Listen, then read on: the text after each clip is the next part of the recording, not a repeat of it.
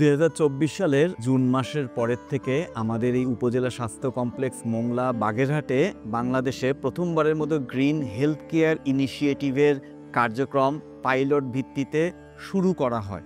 আমরা মূলত একটা ম্যাপিং করেছি যে কিভাবে এই একটি হসপিটালকে গ্রিন হেলথ কেয়ার ইনিশিয়েটিভে রূপান্তর করা যায়। তারই ভিত্তিতে আমরা 10টা মূল ক্ষেত্র নির্ধারণ করি, যে 10টা ক্ষেত্র নিয়ে আমরা আমাদের এই উপজেলা স্বাস্থ্য কমপ্লেক্সে কাজ করব। এই কাজগুলি শুরুর আগের চিত্র এবং পরের চিত্র আসলে আমরা দেখতে পাই যে একটা বিশাল পরিবর্তন। হাসপাতালে আগে সুপেয় পানির ব্যবস্থা ছিল না।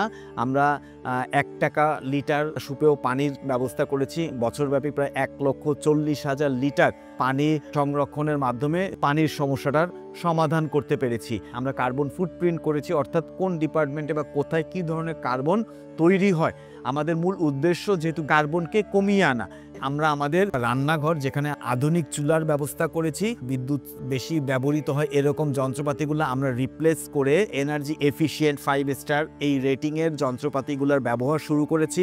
অপ্রয়োজনীয় ফ্যান, লাইট এগুলো আমরা সবসময় রুগীদেরকে উদ্বুদ্ধ করি বন্ধ রাখার জন্য, বা আমাদের এখানে যারা স্টাফ আমরা তাদেরকে একত্রে আসার জন্য উদ্বুদ্ধ করি, যাতে আমাদের ট্রান্সপোর্টের যে কার্বনটা প্রডিউস হয় সেটি কম হয়।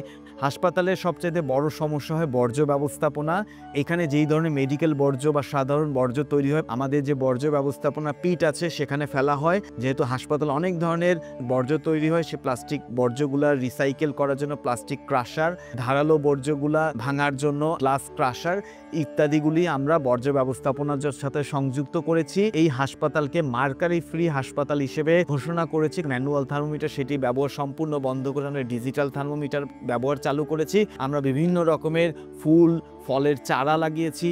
আমরা রুগীদের কথা চিন্তা করে একটা ব্রেদিং স্পেস তৈরি করেছি। আমরা অনেকগুলি বাগান করেছি, এমনকি আমরা ছাদ বাগানও গ্রিন হেলথ কেয়ার ইনিশিয়েটিভের মাধ্যমে করেছি, যাতে কার্বন প্রডিউসটা কম হয়ে আমাদের পরিবেশের ক্ষতিটা কম হয়। যেহেতু হাসপাতালের থেকে বিভিন্ন ধরনের কার্যক্রমের মাধ্যমে পরিবেশ ক্ষতি হওয়াটা অস্বাভাবিক কিছু না, কিন্তু এই গ্রিন হেলথ কেয়ার ইনিশিয়েটিভের অন্যতম উদ্দেশ্য অল্প কার্যক্রমের মাধ্যমে বেশি সুবিধা যাতে আমরা আমাদের স্টাফ, রোগী বা যারা অ্যাটেন্ডেন্ট আসে তাদেরকে দিতে পারি। ইউএনএফপিএ, এফসিডিও, পিএইচডি এবং কেএমএসএস তাদের সহযোগিতার মাধ্যমে আমরা যেমন একটি সুন্দর পরিবেশ তৈরি করতে পেরেছি, আশা করি সারা বাংলাদেশে এরকম একটি সুন্দর পরিবেশের মাধ্যমে সকল হসপিটালগুলো এক একটা মডেল হসপিটালে পরিণত হবে।